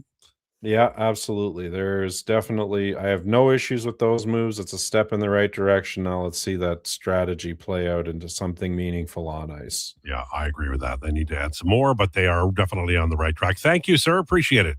No worries. Have a good week, everyone. There you go. Kevin McCurdy talking about all the changes going on in the National Hockey League. Will Cassidy come here? What about the Oilers up the middle? Okay, your comments on the way. Lots to discuss. And don't forget, we have Donovan Nations coming your way at 1:40. Lowdown with Lowetide brought to you by Wolf GMC Buick. With Play Alberta, backing the home team goes beyond the bets. That's because your picks have provincial impact. Play Alberta is the only app in the province that puts all revenue directly back into supporting programs and services that Albertans rely on every day. By investing in the General Revenue Fund, every play, bet, and buy made on Play Alberta helps make a difference across the province. Visit playalberta.ca/Gregor to learn more. That's playalberta.ca/Gregor. Must be 18 plus to play. If you gamble, use your game sense.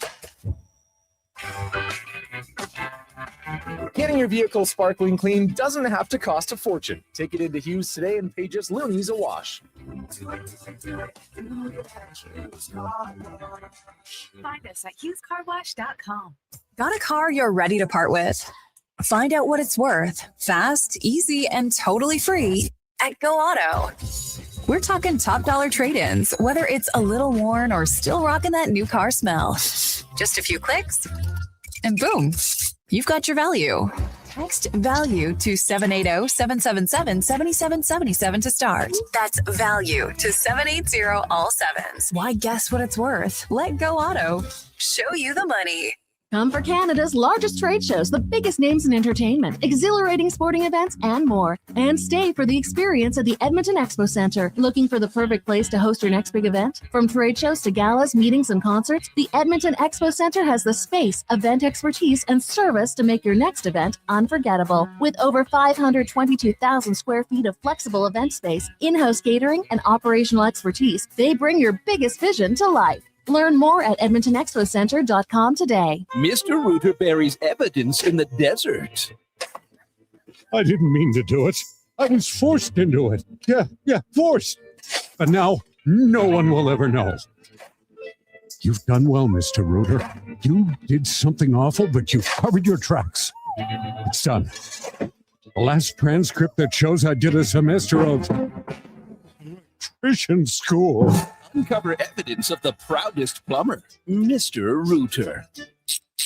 I'm Rick Showers from Noble RV, and 5 years ago, a lot of people bought their first RV. Not because they were really into the RVing, but because camping was literally the only thing you could do with your vacation time. You couldn't go on a cruise, travel was a nightmare. So you bought an RV and you enjoyed it. But now you have all your options back again. And that RV you bought during COVID might be sitting around costing you money. An RV needs love, care, and attention whether you use it or not, right, Rick? That's right, Bob. It's okay to declare it was the right solution for the time, but those times have changed. And you might find that an RV doesn't fit your plans anymore. And that's okay, because we can sell it for you. Pass it along to a family that would choose camping over anything else available in the world today. So bring it to Noble RV. Together, we'll celebrate what it did for you when you needed it and what it can do for you now that it's time to move on.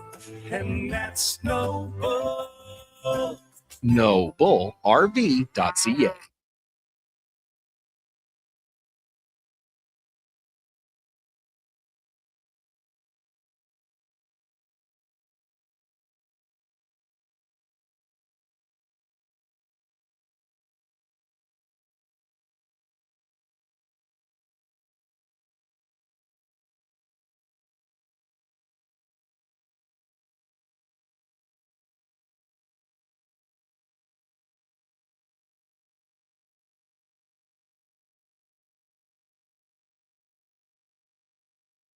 Going community driven, we're making it easy. Visit wolfgmcbuick.com. We have the Jays again tonight. They're playing the Los Bravos at the game starts about 5:15. We'll join it in progress, right? And Jays are looking good. I mean, they're looking great, but I like watching them. They're interesting. They have enough new players that I go, who the hell's that guy? How do you pronounce his name? And then Penongo, that's who you're thinking of right now. Yohendra Penongo. Honestly, all things considered, when you really look at it, like they're just hovering around 500, and things could be a lot worse considering all the injuries they have and how bad some of their bats have been. Like in reality, it could be a lot worse for the Jays. It's still not great, but it could be worse. Well, and you can see where they're going with their pitching staff. Savage is coming on. Gosman is real good. Mm-hmm. If they can just get a little bit more out of these, they just need health. I think that what they're running, Donnie, are they running 2 bullpen days in the rotation now because of all the injuries? Yeah, like it's bad. It's at a point where you're relying on Spencer Miles to be your savior. He's been good though. He has been good. He's been really, really good. But you're relying on Spencer Miles to be a savior, relying on a guy like Austin Voth to give you legitimate innings at times. It's not good. Know who I bet they wish they had right now? Who? Eric Lauer. Yeah, he's in LA. He's talking about actually an had inning a really bad season. Oh, he's I been know. awful.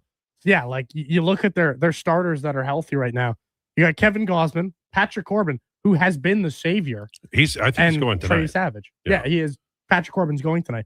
If you would have told me before the season that we would be, about 60 games into the year, and you'd be looking at Patrick Corbin, 36-year-old Patrick Corbin, who his ERAs in Washington after the World Championship were like in the once the MLB cracked down on their sticky stuff type situation. I don't know if you've ever looked at his numbers after they cracked on sticky stuff. Down. His he wasn't numbers, the only one, though, by the way. No. But his numbers ballooned. Like pre-sticky stuff, the guy was getting Cy Young votes. He was in ERA in the low 3s. And then mysteriously, his ERA went up to a 4.66, and then a 5.82, and then a 6.31, and then back down to a 5.2, 5.6. Last year, he had a 4.4. And now he's at a 3.65. Like, if you would have told me that this guy would have come in and saved the season and been given up, this is his best WAR since 2020 with the Nationals. And he's going to break that. So that was his 30-year-old season. The guy's come in and been an absolute savior for them. So kind of Eric Lauer from last year, but, was better than Eric Lauer ever was prior to his, I guess you'd call it breakout season in Toronto. But like the Jays, it's weird to say they're in a decent spot right now, considering that. Well, and the Rays are losing some games. The Rays are losing, which I think everybody expected. Yeah. But you look at the Jays offense, and their best player is Vladdy Guerrero, who's only 16% better than league average hitter. Yeah, that's not good enough. Just $500 million man isn't good enough. But that also speaks volumes. Like, look at everybody else. They have, 6 guys kind of hovering in and around that above average to average mode. And you have just, that's just not I don't want to say it's not a winning roster, but you can't have 6 guys who are basically just average and then the rest of your lineup kind of struggles. It always amazes me. The St. Louis Cardinals weren't expected to do a lot this year, and it's not like they're killing it. But the top of their lineup, they've got JJ Weatherholt, rookie, and then they've got Ivan Herrera, who was hurt most of last year. Then they have Burleson, who first base, and he's a pretty good hitter, but he's not a crazy good hitter. And then Jordan Walker, that's their top 4. And they've done really well with that group. And there are question marks all over that roster. And I have zero doubt that they'll fall off in the second half from where they are now. And I think teams like the Jays will catch fire. But it's always weird to me about how little tweaks. One thing the Jays did last year was they got on base, and they had guys who were, not striking out, 175 times. Now they had guys who did that, but not on the regular. And I feel like that probably when the Jays catch fire, they're going to get really good pitching, and they're going to be able to string together 3 hits again and maybe a stolen base, because we know Vladimir Guerrero. He's got, how many home runs does he have? 3. Right. So he's going to hit 23 in the second half. At one point in the season, Brandon Valenzuela, who is a switch hitter, had as many home runs with his left and right hand as Vladdy did total. God. Brandon Valenzuela. Vladdy will recover. Brandon Valenzuela, who came in to this season as a guy who nobody knew, he's been good. Their backup catcher. What are they going to do when What's-His-Doodle comes back? Well, you're going to... Heineman's gone. 100%. Tyler Heineman, for... you want to know what his OPS plus is? Ty? This is crazy. 6. Well, that's not good. 3. League average hitter is 100. Yeah. That is blasphemous. So I would suggest that, Brandon Valenzuela, anytime you're getting basically league average production offensively from a catcher, you're going to be pretty happy. He's a pretty quality backup catcher. He has more homers than Vladdy does, and he has played in 39 games. WRC Plus has Vladdy at 120, 116 for Ernie Clement, who's actually had a real hot streak, 116 for Clement. Okamoto is 110, 105 for Varsho. And then your favorite, Jimenez, is at 68. So They don't have as many regulars as you'd want. There's platoons going on. And some of the guys at the top end are doing okay, but nobody's in the top 10 of the league. I think some of it will be helped when, like, if Kirky comes back and he's I don't know, 90%. I think that's about good enough. Is Let's Tango real? Huh? Penango, is he real? Let's Tango. Yeah, Let's Tango. That's a good. Yeah, I think so. He seems pretty decent on defense. He puts some good swings on balls. Like when he comes up to plate, I don't think fans should be scared of, like, oh man, Pignon goes up or Let's Tango's up. I mean, my apologies. I just made it up. It's not a big deal. So here's what I'll say in respect to Let's Tango. That's a great name, by the way. I think we all need to start calling him Let's Tango. Let's Tango. So the thing with baseball, and you and me have I think we both agree, it's about 200 at bats where you can kind of start to realize this guy's a legitimate major league player. Yeah, you have to give him the chance. Davis, for those of you who don't really dig into the numbers, Davis Schneider, if you remember when everyone was calling him Babe Schneider, Davis Schneider, that season where he was coming in for the final stretch of the season, he had 141 plate appearances, and he was hitting 276. He had an OPS over 1,000, and he was unbelievable, right? He was the talk of the town. Everybody's wearing the mustaches, and then he just started to fall off a cliff, right? Like anybody, I think in baseball, it doesn't get talked about enough. Anybody can kind of have a really good 200 at bats. Yeah. But then the pitchers start to adjust. And if you look at where Penango's at right now, Let's Tango has 94 plate appearances. So he needs still another probably 100 and change for me to finally look at him and go, okay, this guy's legit. He's played really, really well so far. I hate calling him a terrible defender already, but the guy is not a very good defender. He gets kind of confused out there at times in the outfield from my analysis, but like with the bat, he's a high average. Like you can tell he's going to be a high average type of player if the pitchers don't find a way to adjust to him. Do you? I'm just asking baseball questions, but they happen to fall into my fantasy team. Curtis Mead appears to have found a home. Like he's hitting really well, and we are talking about a significant number of at-bats now, and he's an interesting player. He doesn't play defensively well. That's the only problem. He's end up being a DH here at some point. He's a better third baseman than he is a first baseman. But when do you know, like if you're watching a team, and we'll use the Jays as an example, when do you know, okay, this guy is going to, like David Schneider's not going to get his job back? When can you, because we said 200 at bats, but it's a little more than that. What I try to do is wait for a slow period. Like they're in a slump, and then if I see them get out of the slump and they're still in the lineup, then I know that they should be okay. Is that fair? I think that's more than fair. And I think when you're looking at some of these guys who, so sometimes it's weird. Like baseball's weird. Sometimes, like if you look at Curtis Mead, he was a top prospect, right? Like he was a really highly touted guy who just really couldn't find his way. And sometimes, and they gave him chances. They did give him chances. Like if you look at his career, he has had 199 games. He's had 652 plate appearances. Like he spent some time in the bigs. He's been up and down. He's been kind of all over the map. He's been a Ray. He's been a White Sox. He's now a National, but he's still 25 years old. And so sometimes these top prospects, sometimes something just clicks. Sometimes you just meet a guy who saves your career. And that kind of looks like the case with Curtis Mead right now. He is in Washington, where I would say there's probably quite a bit of protection in this lineup, where you have to be careful of James Wood. You have to be careful with CJ Abrams. Like those are two really, really good offensive players. And, you know, that's not discounting, obviously, Curtis Mead. He's playing really, really well. Joey Weimer was playing unbelievable baseball when he was up there. Abrams doesn't have a position. Where would you play him? Oof.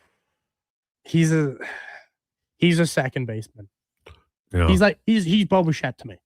He is a, by the way, Bo Bichette sucks. Putrid defender.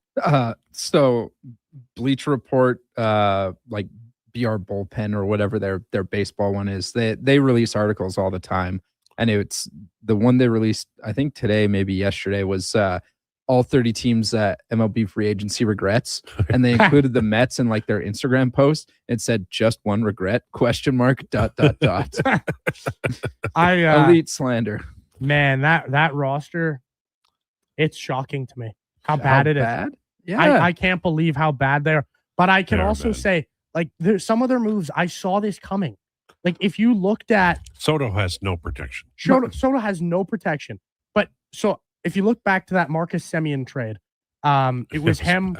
It was him for Brandon Nimmo, who's a good hitter. Brandon Nimmo. They traded him because they prioritized defense, and then signed Bo Bichette. To play a wrong position. Play the wrong position where he's never played before.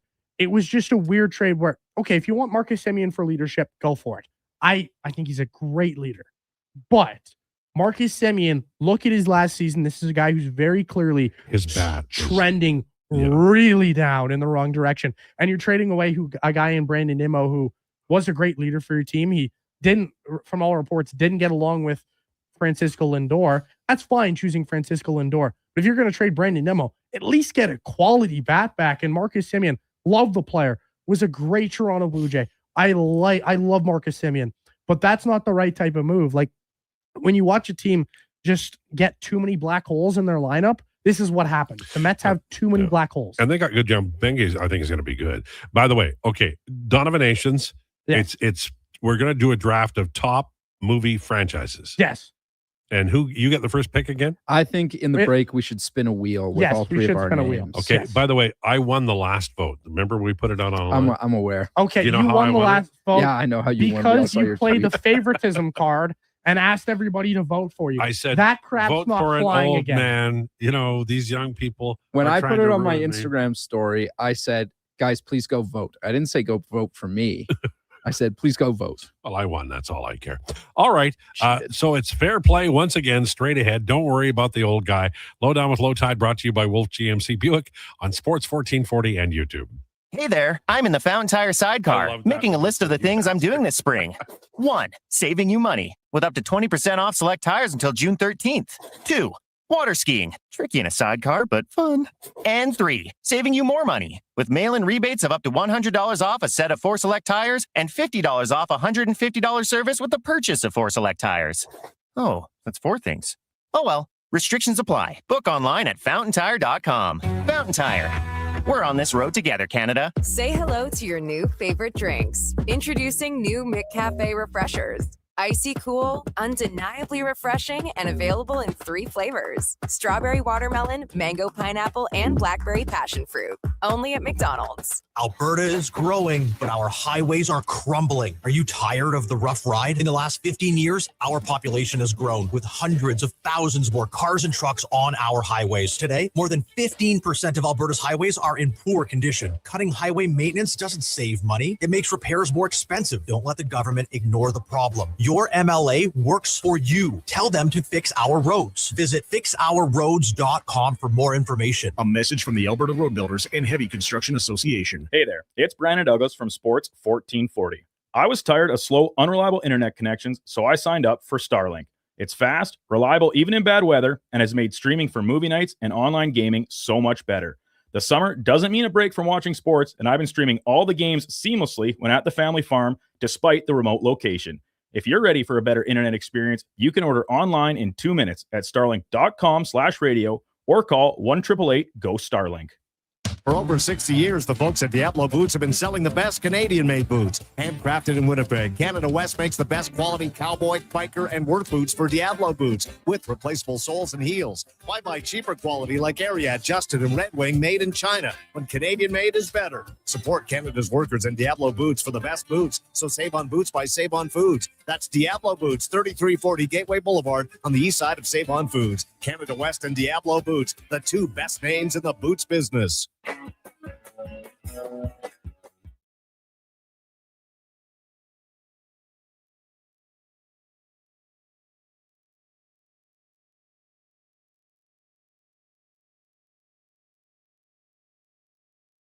He's the only person to win an arm wrestling contest with the Philly Fanatic.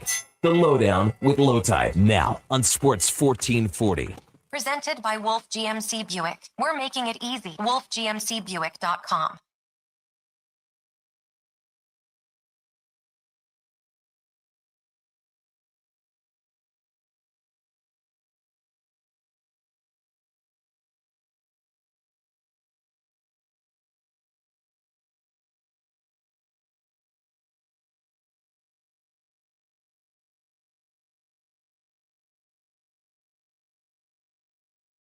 Very good song. Time for Donovanations, brought to you by Fairway Divorce Solutions, the clear road to a new life. There is a better way. Fairwaydivorce.com. All right. We're doing the draft, and it's in the same order. Yeah. We did it fairly, so nobody can bitch and moan. Spun a wheel. We're going to send out a tweet of some sort, and I want you to remember, everybody out there, that these young people rain down blows on me all day. And they kick me, and they pour water on me and make me stay in a chilly room, hoping I get pneumonia. So vote for me. Yeah, I'm going to waterboard you after this if I see that same type of tweet again. I'm going to go full CIA on your ass. Get ready for it, man. Okay, man. Anyways, starting off the this draft here of our favorite movie franchises, I am a huge James Bond guy. I know this might not have been everyone's You've lost number already. one, but I've got to go James Bond. I know it's not going to make it back to me. Lost already. James Bond is my number one pick off the board. I can't pass up on it. Fair enough, I guess. When I select the Rocky franchise here, am I in turn also getting the Creed movies, or am I only getting the ones Just the titled? Rocky movies. Okay, Just well, the- I will still take the franchise of Rocky. Okay. If I take Star Wars, I get it all. You get, yeah. Yes, you get it Okay. all. Star Wars. And then for those who are not into, science fiction and Sure. crazy, Yeah. Godfather. Okay, very nice. It's a great choice. Yeah, you won the draft. In the Remember, 2-2, they beat me. in the 2-2, I will go with another Harrison Ford franchise, and I will take Indiana Jones. That's a really good one. Damn you. Cry about it. My thing with Star Wars though is Disney has ruined the franchise. Oh yeah, But those last three movies suck. Legendary. Well, not even just the before last that, three movies. Like The Mandalorian and Grogu, awful. Got outperformed by Um, Backrooms, just so Like everyone knows. the only good Disney Star Wars movie has been Rogue One. Well, wait a minute. We're not debating this. The best Bond was Connery, and it's been crap since. No, Whoa. no. Oh, yeah. The Craig Bond movies, well, three of them have been awesome. Yeah. Casino Royale is that and Empire Strikes Back are my two favorite movies of all time. There you go. So Um, move on and make your pick and stop ripping my guys. Now we need some. You do not get the whole Marvel Cinematic Universe. Okay, You get the hero you select, the hero I choose. or like the Avengers movie. This is or funny. Guardians of the Galaxy. Okay. But you can't say you're taking Captain America. This is Captain just like the America. NHL. You're We didn't taking make the rules. MCU. Okay, so here's what I'm going to do in that case. I'm going to take the Avengers movies, and then I am going to take anybody who knows ball knows that the Captain America franchise is straight up one of the Yeah. best trilogies of all time. So I'm going to take those two back to back. Those are really good. Yeah, those Captain America's really good. that's a good one. Oh boy, third pick here. There's some places we can go. I think I can get value later on for a couple of things, but I will go Fast and Furious here. That's higher than I thought it was going to go. Well, listen, everything after Fast 6, when everyone starts, Furious 7. After Furious 7, it gets a little laughable. But those first 7 movies, unbelievable run. But then everyone starts coming back to life, or they were never dead in the first place, or whatever. And so it's actually, I guess that happens in 6, but it's a little more it's a little more defensible than anything else. Okay. I'll go Lord of the Rings. It's a good call. Tide's winning this one. And I'll go Matrix. That one I wouldn't have taken there. Yeah, of course. That's a bad pick. Well, thank you. First movie, tremendous. Sean Connery was a great Bond. That's nice. So was Daniel Craig. I can't believe the slander you send out this way. It's unbelievable to me, actually. Brad Pitt. Okay, you selected a Brad Pitt movie. I did last week by mistake. Someone on Someone on Instagram added me and said, "LT taking a Brad Pitt movie. What's going on here?" Said I don't. He lost. That's all. That's all it is I won in the grand scheme of thing. You may have won the battle, but I won the war. Well, you can paint it any way you want. But yeah, it's your turn. I'm aware. Oh boy, I don't. I'll go Jaws here because the first gonna one need a bigger boat. Yeah, you get the first one. The second one's not bad. The third one sucks.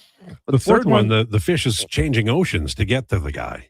No, I think that's the fourth one. Okay, and it's going after the kid because Brody is dead. God, that you've really lost the plot when you've got a fish thinking that hard. But the fourth one is with that plot is objectively hilarious, and it makes it a very enjoyable watch. Wow. Okay. Who's next? Okay, so I get my back-to-back here. Correct. Here's to I close think I things know. out. Yeah. I'm gonna take one of them is Mission Impossible. Oh, good, real good. That's a tremendous franchise. I agree. I'm surprised it lasted this long. And speaking of, I'm surprised it lasted this long. The Dark Knight trilogy. Or Batman. That was my Or next. you can say pick. Batman. The Nolan Batman. That was unfair because I wanted that. That's man. 3 superheroes here, eh? Hey, but man, if you're gonna take best franchises, you gotta take Batman. I guess Batman as a franchise, if you want to include the Matt Reeves one too. No, I'm not including that one. Different Batman. You only get one Batman. I did say Batman, so. But hey, you know what? The Nolan trilogy is amazing. Whatever. We'll I won't be picking apart that. You think darkness is your ally? Yeah, I've been doing this fully off the dome too. Donnie has a list in front of him. I'm sure Al has a list in front of him. I've been doing this fully off the top. So, movie franchise with my final selection, I will take Harry Potter. Oh, that's real good. That was the choice. It was between Harry Potter or do I want to go Mission Impossible? I went Mission Impossible was the right answer. Yeah. Yeah, those are really good. I'll go Kill Bill. Sure. Interesting. And I'll go. Oh, you don't get another one. That was the last pick. Oh, okay. Damn it! I was going to take Evil Dead. That's too bad. That's too bad for you. That's too bad. Sucks to be That's you. too bad. Oh man, Evil Dead. Come on. You should have been. You should have been. Should have been paying attention, like I was.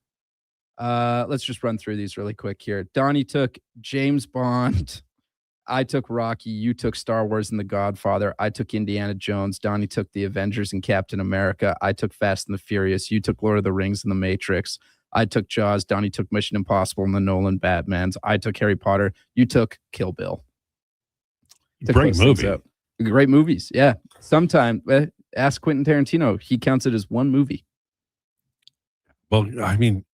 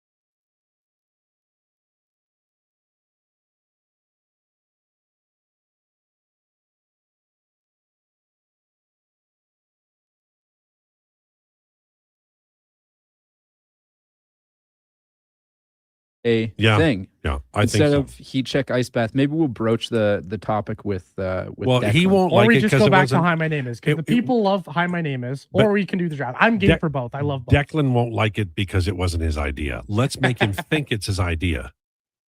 Can we do that? I do know Deck loves drafts too, so I'm pretty sure he would be game for this. Yeah, but we gotta let it. It's gotta be his idea, man. It'll work so much better if it's his idea. Just saying. All right. Thanks so much for tuning into the Lowdown. Jason Krueger on the way. NBA Final, Game 1 tonight. Don't forget we have the Jays after the Jason Krueger show, and of course Game 2 straight ahead. NHL Stanley Cup Final. Gowanus will get a coach. Don't worry. Thanks for tuning in. Please enjoy your day. This is a Sports 1440 update. This Sports 1440 update is brought to you by Sean Cunningham of Rematch Real Estate. Get the home team advantage for your next move in the Edmonton area. If you're thinking about buying or selling a home, call or text Sean directly at 780-265-0165. NBA Finals, Game 1 getting underway from San Antonio as the Spurs. They host the Knicks. John Cooper has won his first career Jack Adams Trophy as the NHL's Coach of the Year. The Jays are in Atlanta battling the Braves. Once again, Patrick Corbin starts for Toronto. First pitch going at 5:15. Some other games currently going on around the majors. You have the Marlins up 4-1 on the Nationals. The Twins getting blanked, by the White Sox 8-0. Mets up 1-0 on the Mariners in the lone game that is final from today. The Rays get stomped by the Tigers 7-2. Caleb Williams, he's been announced as the Madden 27 cover athlete. Felix Auger-Aliassime, the Canadian, has been bounced in the quarterfinals. And some rare F1 news on the station. Charles Leclerc has signed a multi-year deal with Ferrari. Coming up on the station, it is the Jason Krueger Show. I'm Donovan Paulson. That is your Sports 1440 update.